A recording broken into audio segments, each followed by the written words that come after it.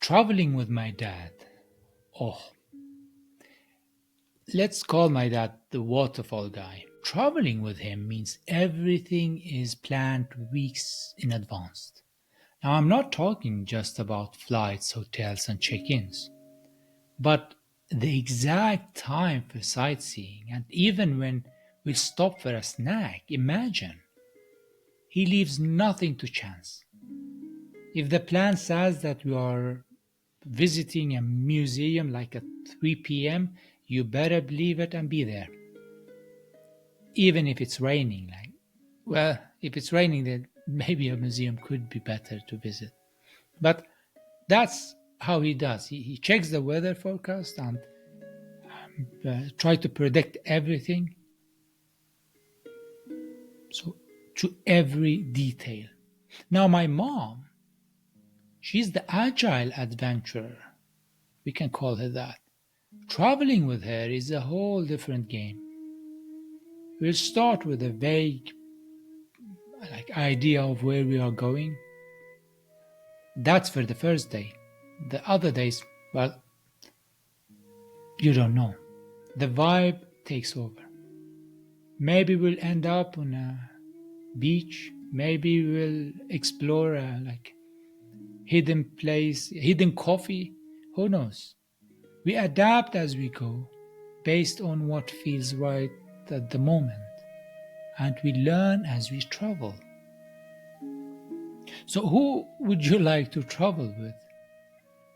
So, whether you prefer a detailed plan for an open minded journey often depends on um, the destination. And that same mindset applies to project management, I think. Sometimes you need a structure and predictability, and other times, adaptability is the best way to the best result. What kind of traveler are you? The planner who maps out every detail, like my dad, or the adventurer who takes it as it comes? Now imagine you are not planning just for yourself, but for a whole group. Or you are a company, you are a big organization. What is your project? What are you delivering? Welcome to Lead with People. Today, I'm diving into one of the most debated questions in project management. In my opinion, that's very much talked about: agile versus waterfall. But here's the thing: this is not about whether which I prefer, which I like. It's about understanding the needs of your project, your team, and your customers, and choosing the approach that best fits the situation. I'll break down the differences between agile and waterfall a little bit fast, and to make it real, as I always try to do in this episode, I will share a personal story of the time I introduced agile principles in a very deeply waterfall organization and how that went. So let's explore those two approaches. When to see them, how to see them, when to use them, how to navigate the challenges of mixing them. Let's dive in. Let's start with waterfall, my dad's style. It's all about structure, predictability. Imagine building a house. You start building up windows until the foundation is laid, right? And waterfall follows that principle. You start with a plan, then you gather all the requirements up front, design the solution, build it, test it, finally deliver the finished product. It's perfect for a project when you know, upfront, exactly what you want to do, like a house. But waterfall usually doesn't handle surprises well. And that's funny because my father, his personality, he hates surprises. Like we make a surprise for you for even his birthday or something like that. He just doesn't feel good all day. So better not surprise him. And that kind of says something about his personality, that he's a very waterfall guy. He likes structures and predict everything. And kind of like a control freak, if you ask me, because that's kind of usual with this kind of personalities. So if halfway through you want to change something in this waterfall approach, then it could be very costly, actually. Now, let's talk about agile, my mom's way of doing things. Agile is like setting out on a trip and just having a kind of an idea of a destination. You might know you are going to Italy, but day by day in Italy, your decisions change depending on the weather, the food, or how you're feeling. It's an approach that thrives in dynamic environments, like software development, where requirements could be constantly evolving. It's not always the case, but many times. What I have been through is just many apply waterfall approaches to software development, and they think they know the requirements very well, and they try to calculate everything that and write the requirements as if they were known before, and that happens all the time. So without a team, this is very important. Without a strong team collaboration and communication, agile actually could feel chaotic. I've been to companies where many teams are implementing agile forms like Scrum and Kanban, and the organization is not like fully understanding it. That you as a project manager get just crushed between these two philosophies. Very common. Ultimately, agile focuses on learning together. That's very important. Allows the teams to evolve with the project, adapts to changes, and continuously improve, making it especially effective in environments where flexibility and innovation are crucial.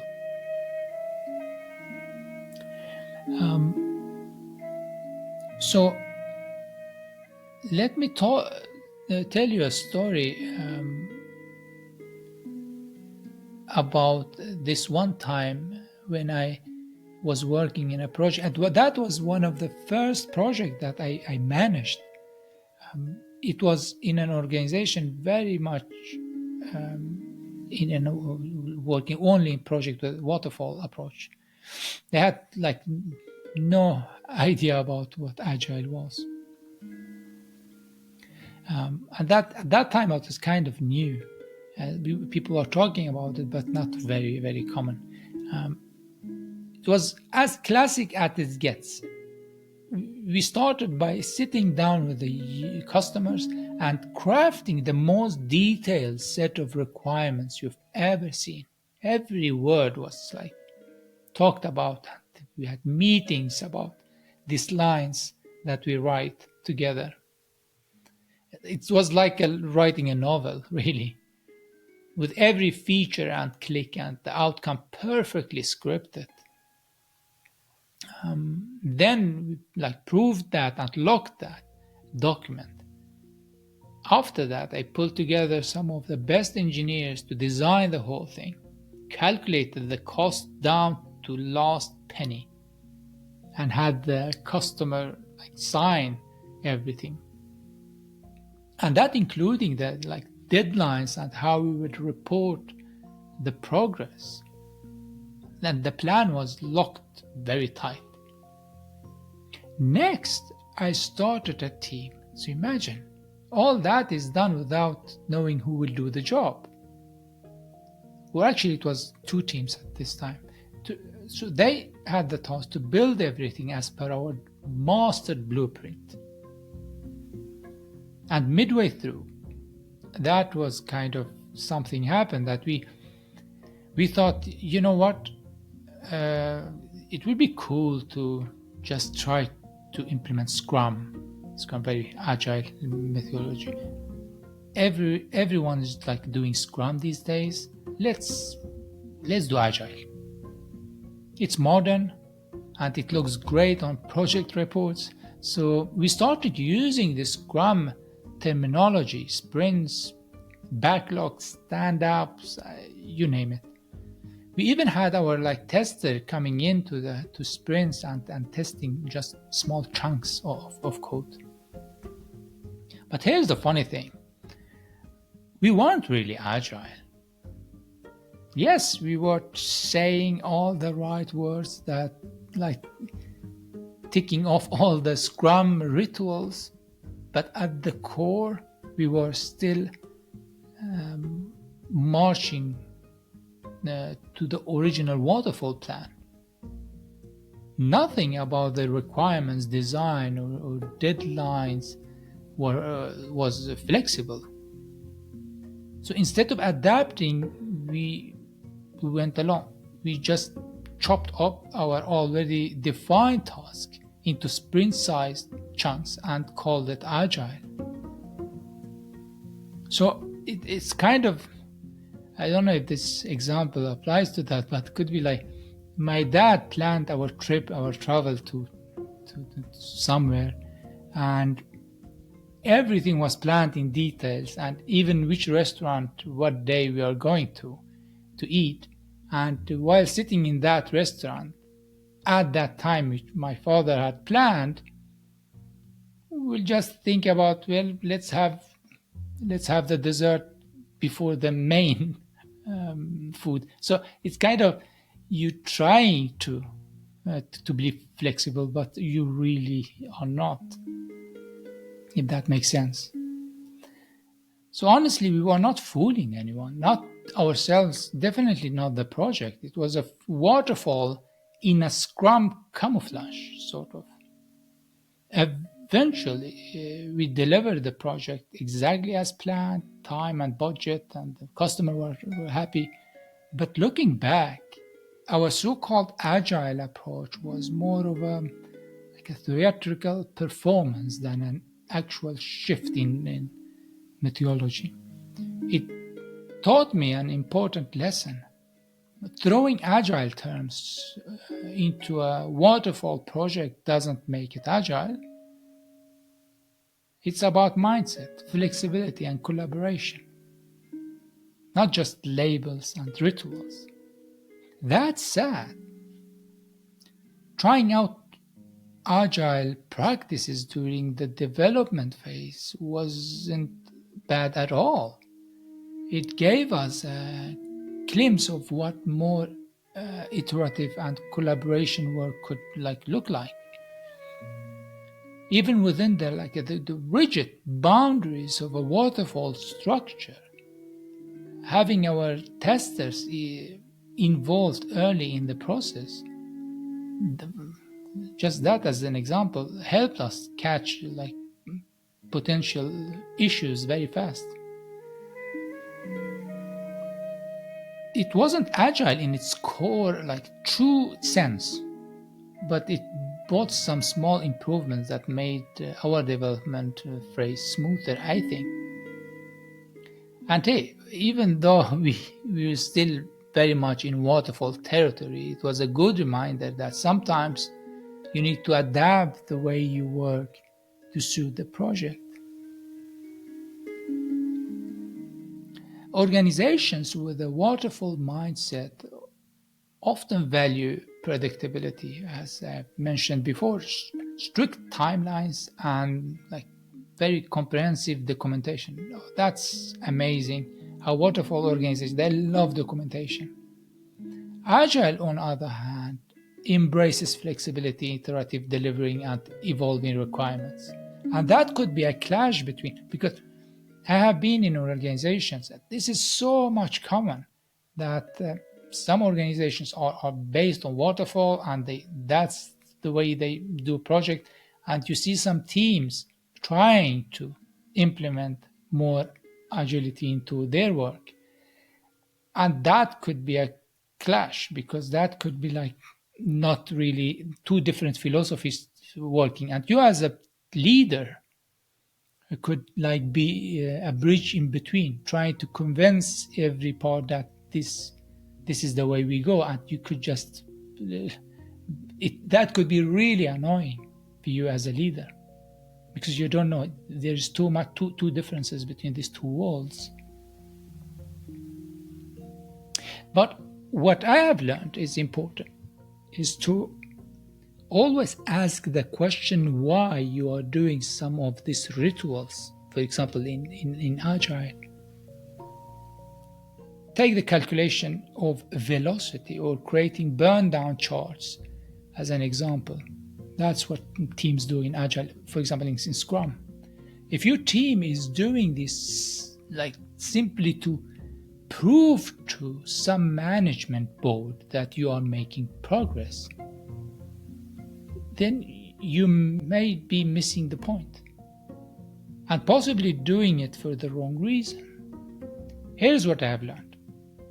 These tools and metrics are meant to help your team analyze, reflect, and improve.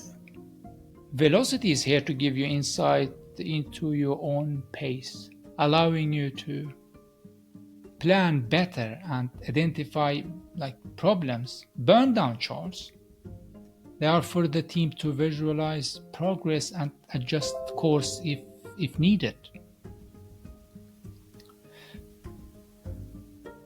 But if you are using these tools as a, let's say, performance showcase to earn trust, it could signal a deeper issue, a lack of trust within the organization or between the team and the management. Trust, as I have talked about in episode 2, is the foundations of any successful team and project. If your rituals are driven by a need to prove yourself instead of genuinely improving the team's effectiveness, it's time to address that lack of trust could be an issue. So build relationships, foster an open communication, more. I have more to that I have talked about in episode 2 about trust, and I have also a good story there that I share. So after that, I remember after that project and others, I went to another company and applied for a position as a product owner. I remember the interview to that product owner. They asked me this question about if I knew how to work with Agile, if I have experience with Agile and Scrum. I said yes, I've done that and that, and this is how we delivered the project. And honestly, I thought I knew Agile at that time. Then I moved and became the product owner for this Agile team in this new company. I quickly realized that Agile wasn't just a methodology, but it was a mindset. We were tasked to develop a product that had a lot of moving parts and even demanding set of stakeholders. But what stood out most during that time was how the team itself was constantly evolving and learning from one another. From the start, the team embraced the agile principles of collaboration. During the first called sprints, it was discussed half of our initial assumptions were flawed. Instead of pointing fingers, we sat down and brainstormed together and reshaped the backlog. I didn't know that was possible. Developers learned to appreciate the perspective of testers, and the designers adapted their workflow based on inputs from engineers. So, and this is what I realized also, that as a product owner, I saw my role shift from managing like I have done before in previous company with waterfall approach, to being more facilitating. My job wasn't just to maintain the backlog. It was to empower the team to learn and adapt. By the end of the project, or at the time when the big deliveries happened, we delivered and the product was very mature. But even more mature was the team,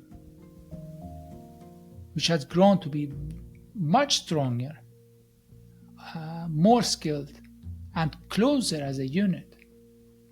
And they earned the best to be the best team in that season, in that year. They got a prize for that. That experience taught me that Agile isn't just about delivering a product.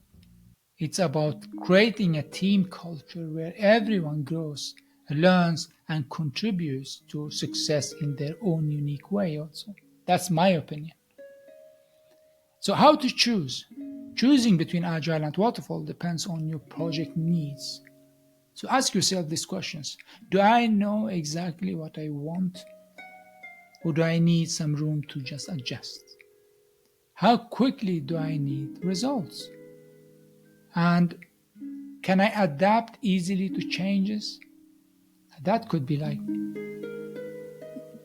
different depending on what you are delivering. Sometimes the best choice blends dad's detailed planning with mom's adaptability. I think that's what happens in many companies. So choose based on what your project demands. But remember, flexibility can sometimes be the key in software development, in my opinion. So whether you are a waterfall fanatic or an agile enthusiast, both approaches have their place in project management. The key is knowing when to use each one. So thanks for joining me today in Lead with People. If you have got your own waterfall versus agile story, or maybe your own family travel metaphor like I had, drop a message. Thank you for listening.